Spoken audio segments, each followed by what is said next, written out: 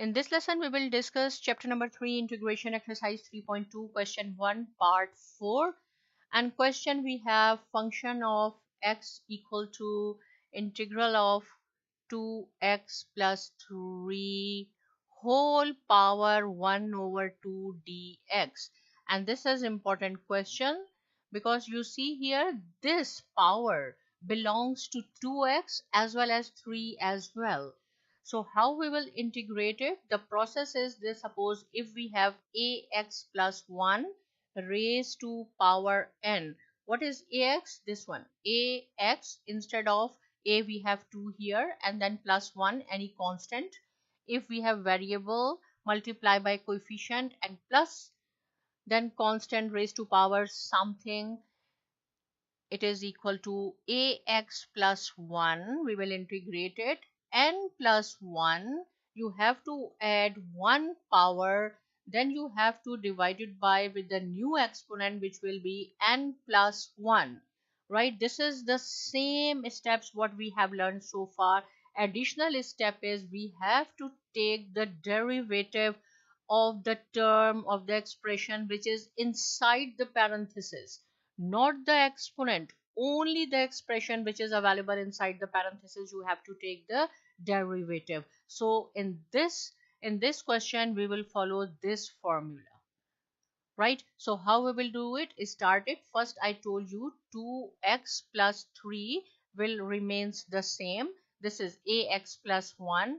1 over 2, you have to add 1 power. Just follow this. N plus 1, same thing, the new power will be 1 over 2 plus 1, and then extra is the derivative of whatever expression you have inside the parenthesis. We have 2x plus 3, so the derivative will be only 2 because this is constant term. 2 is the derivative, right? So simple. So whenever we will remove this integral sign, you have to add constant of integration c.